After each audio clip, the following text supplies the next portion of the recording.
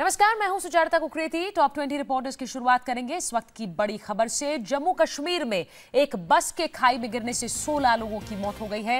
अमरनाथ यात्रा के लिए जा रहे श्रद्धालुओं से भरी ये बस रामबन और बनिहाल के बीच करीब 200 फीट गहरी खाई में गिर गई। 16 यात्रियों की तो मौके पर ही मौत हो गई, जबकि 19 यात्रियों की हालत गंभीर है। उन्हें एयरलिफ्ट करके जम्मू के अस्पताल में लाया जा रहा है।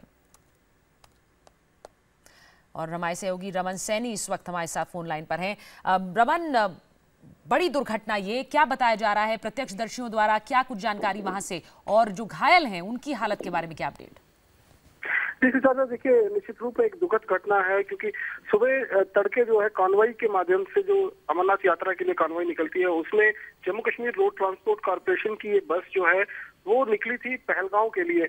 और जब दोपहर 1:30 बजे के करीब में ये बस रामबन और बनिहाल के बीच रामसू जगह पड़ती है, वहां नाचलियाना नाला के पास इस बस का टायर जो है वो बताया जा रहा है कि फट गया, जिसकी वजह से ड्राइवर का संतुलन जो है वो गाड़ी से पूरी तरह से जो है वो बिगड़ गया और गाड़ी अपनी बाईं तरफ जो खाई है उस खाई में तकरीबन 150 से 200 फीट गहरी खाई में जा गिरी। और हादसे में अभी तक जो जानकारी मिली है उसके मुताबिक 16 लोगों की मौत हो चुकी है, 19 जख्मी लोगों को वहां से निकाला गया है और जितने भी जख्मी हैं उनको फिलहाल प्राथमिक उपचार के लिए रामबन जिला अस्पताल जो है वहां पर भर्ती कराया गया था। लेकिन हालत, क्योंकि 150 से 200 फुट नीचे गहरी खाई में गिरी है, तो हालत सबकी नाजुक बनी हुई है।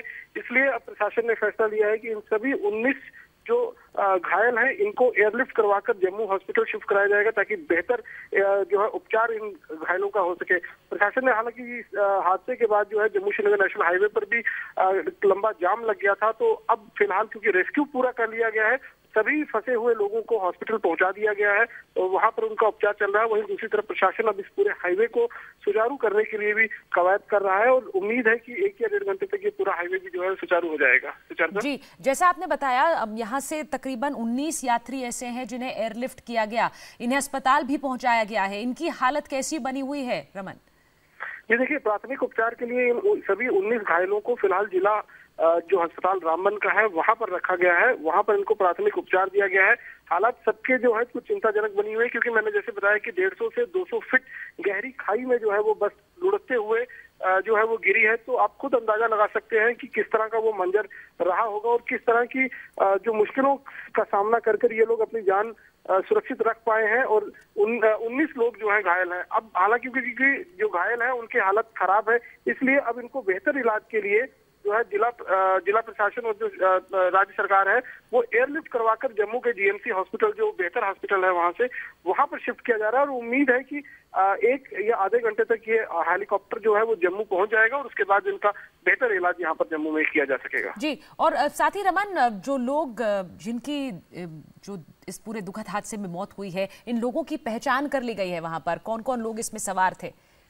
जी देखिए, क्योंकि ये जम्मू कश्मीर स्टेट जो ट्रांसपोर्ट कॉर्पोरेशन की बस है, इसलिए क्योंकि इसमें किसी एक जगह की यात्री नहीं है। क्योंकि अगर एक जगह से कहीं कोई वॉल्वो बस होती तो उसमें अंदाजा लगाया जा सकता था कि किस जगह से है, लेकिन जितने भी यात्री यहाँ पर बाबा बर्फानी के दर्शन करने के लिए जाते हैं वो जम्मू बेस कैंप पहुंचते हैं और जो सरकारी गाड़ियां वहाँ उपलब्ध होती हैं उनकी टिकटें कटाकर अलग अलग प्रांत के लोग जो हैं वो इस बस में सवार थे।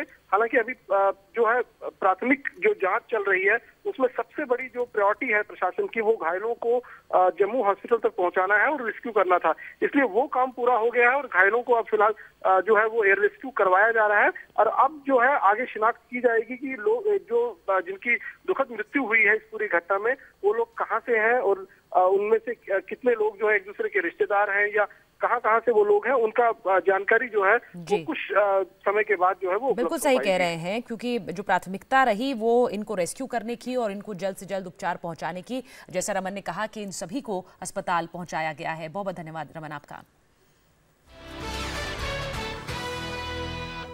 और जैसे रमन सैनी ने बताया, रामबन के पास ये रेस्क्यू का काम चल रहा है और जो घायल यात्री हैं उन्हें एयरलिफ्ट करके जम्मू लाया गया है।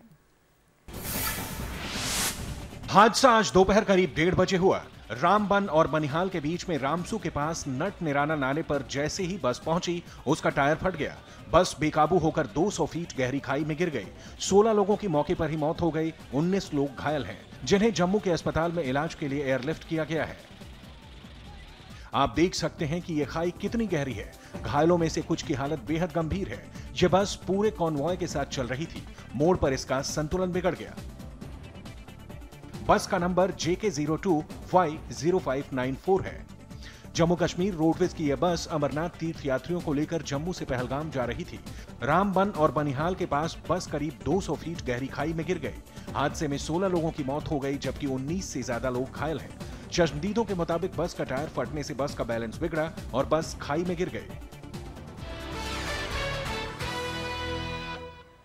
इस वक्त की बड़ी खबर, कल से शुरू होने जा रहे मॉनसून सत्र से पहले आज दिल्ली में सर्वदलीय बैठक हुई। इस सर्वदलीय बैठक में गौरक्षकों की गुंडागर्दी का मुद्दा उठा।